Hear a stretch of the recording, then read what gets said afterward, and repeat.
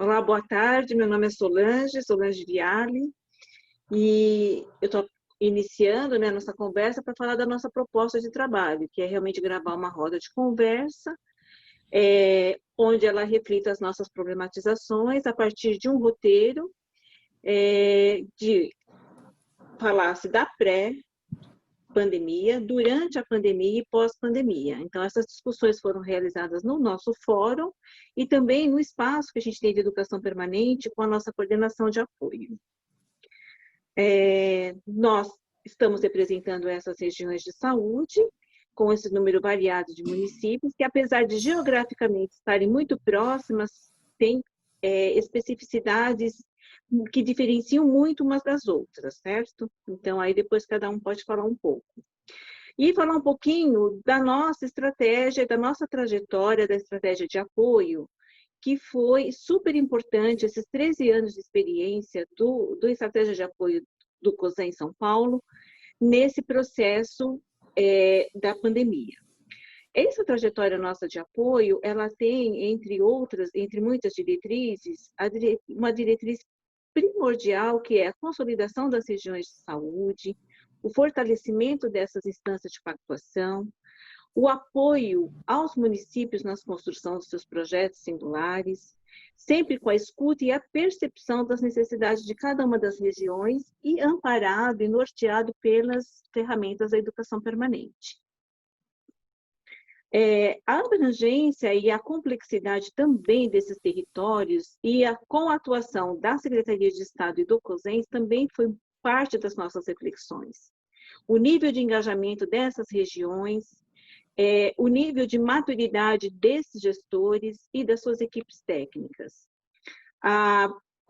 Como que problematizar isso com essas gestões, com esses gestores, utilizando para isso a sua capacidade de gestão, a participação e o protagonismo desses gestores, nesses movimentos, as potencialidades e fragilidades técnicas e operacionais desses municípios e dessas equipes, a abrangência e, na verdade, a dependência e as pressões políticas, né, inseridas nesse contexto, e também a situação de como eles iam trabalhar esse processo de cogestão, esse trabalho em rede e articulação regional, a capacidade operacional de cada região do estado e em relação principalmente aos insumos, medicamentos, os EPIs, leitos e etc.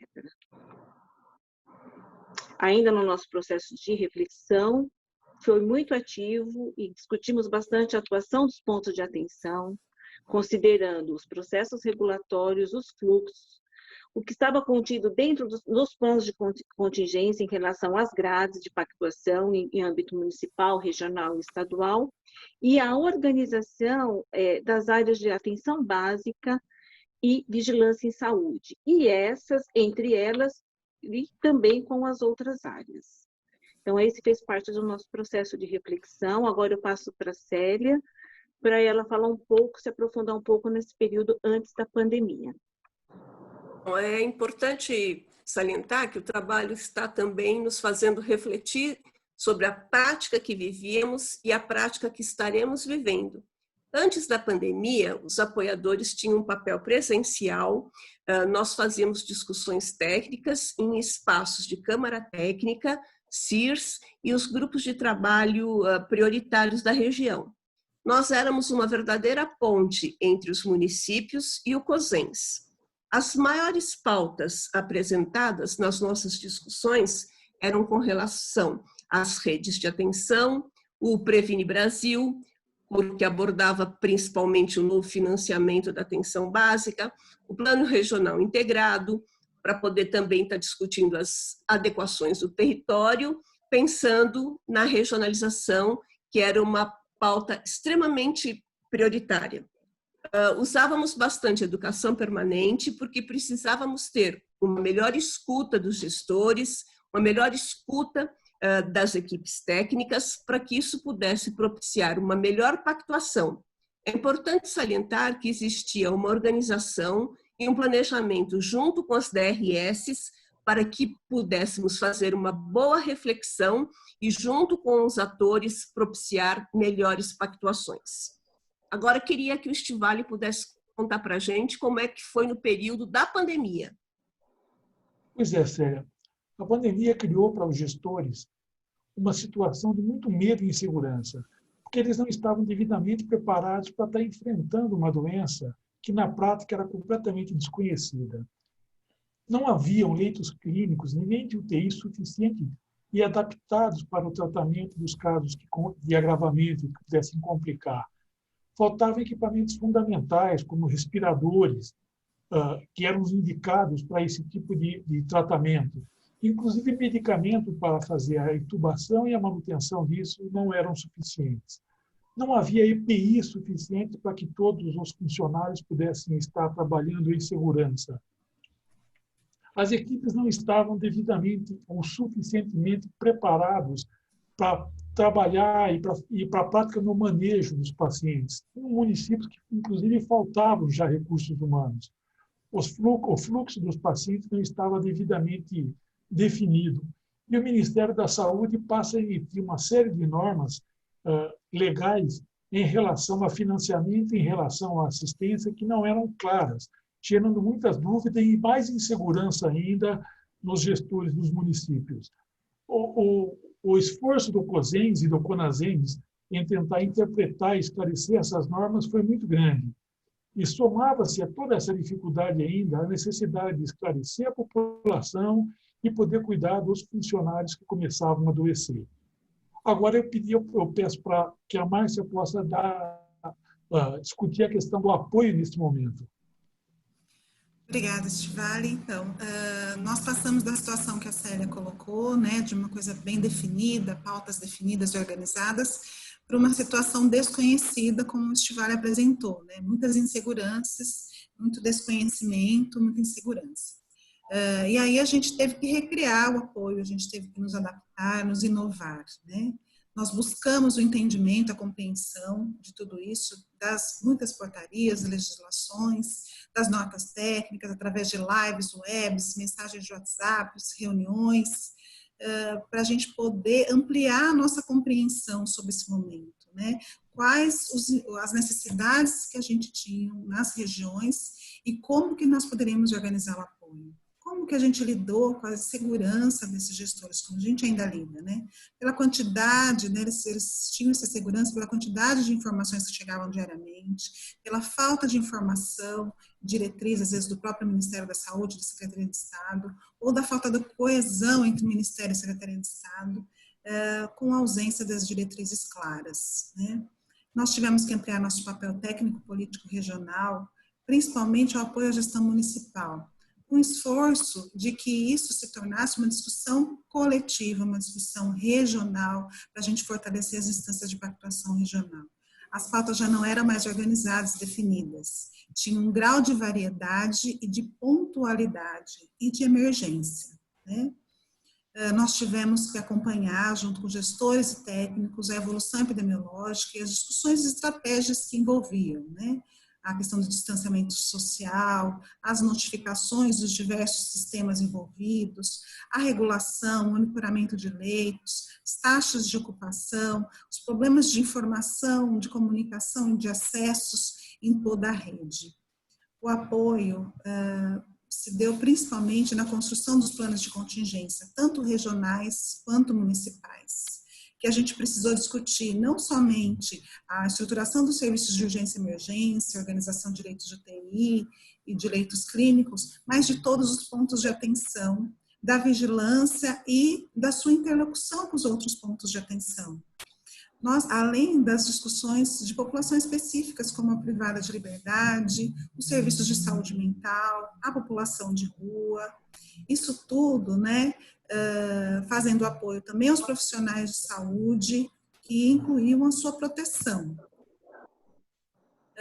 Também tivemos as ações fora do Covid, que em relação ao acompanhamento das doenças crônicas, imunização gestante, as outras urgências, como lidar com essas situações durante a pandemia, né? Pensar o cuidado levando em consideração toda essa insegurança, os medos e a reorganização de todo o sistema de saúde nas regiões.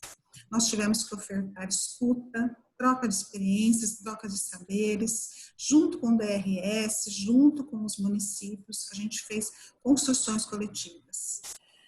Além de tudo isso, nós tivemos uma pressão muito grande dos órgãos de controle, que também tinham a sua segurança, e a pressão da população e do momento político, né, com a proximidade das eleições municipais. Foi um momento de muita aprendizagem, está sendo um momento de muita aprendizagem, para avançarmos junto em relação às dificuldades, principalmente as barreiras tecnológicas, nossas mesmo, em relação às temáticas, que nem sempre são muito próximas, né? Nós tivemos que aprender algumas temas que não nos eram tão próximos. E, sobretudo, né, tivemos que estar mais próximo aos gestores e ampliar a nossa escuta e a nossa capacidade de aprendizagem e compreensão. E aí, mediante isso, eu queria escutar da Isabel o que a gente discutiu, né, que a gente pensa nesse momento pós-pandemia.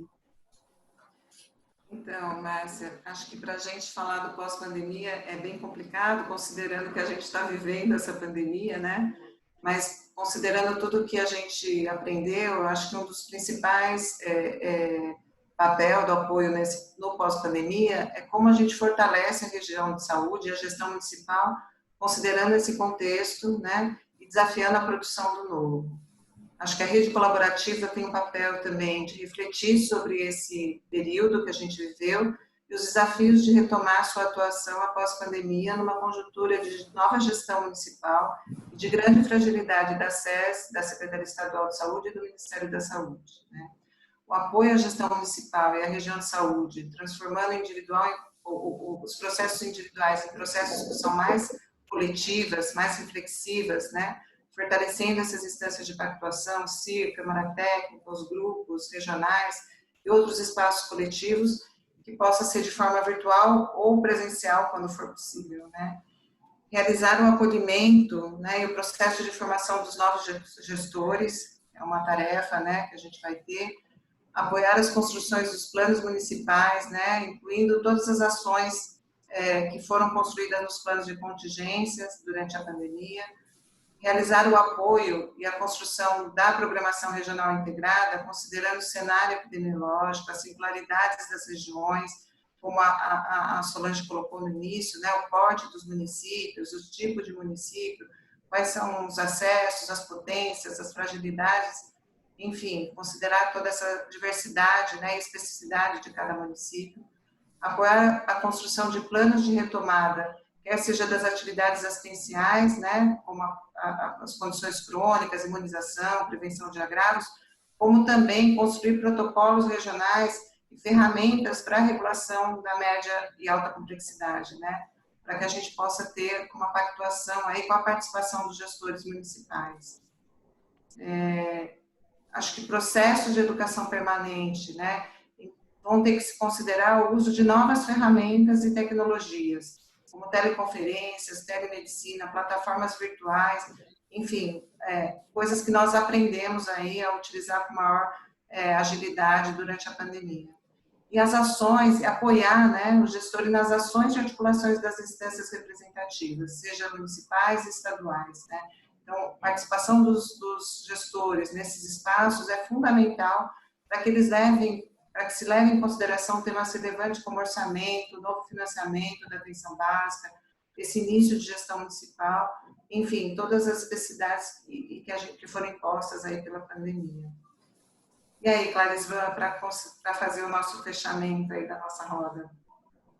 Eu acho que as falas precedentes aí, elas demonstram bem aquilo que aconteceu conosco, né, e com o país, com a pandemia, por conta desses momentos, né, o que nós vivenciávamos e o que nós tínhamos antes da pandemia, durante a pandemia e nessa expectativa do pós-pandemia. A gente tem cenários bastante distintos, nós tivemos que nos reinventar práticas, reinventar ações assistenciais, ações de gestão, de financiamento, de uma série de questões. Eu acho que o próprio curso que nós fazemos, esse curso, teve que se reinventar, a educação está sintonizado com aquilo que acontece no momento, foi isso que foi feito, e aí o curso tem um valor bastante significativo por conta da sua condução, da sua recondução, levando em consideração o cenário. Isso foi bastante importante, isso aproximou e horizontalizou as discussões entre todos nós, no âmbito nacional, isso foi bastante positivo.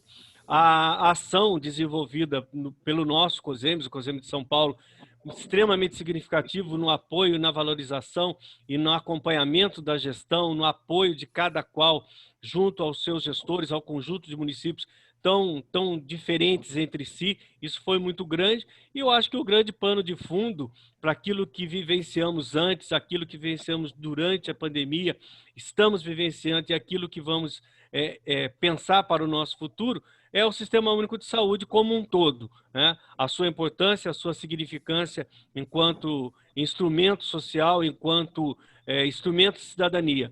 Eu acho que pensar tudo isso, otimizar tudo isso nos seus tempos e no seu devido valor é extremamente significativo, e uma grande importância do ponto de vista do exercício de cidadania.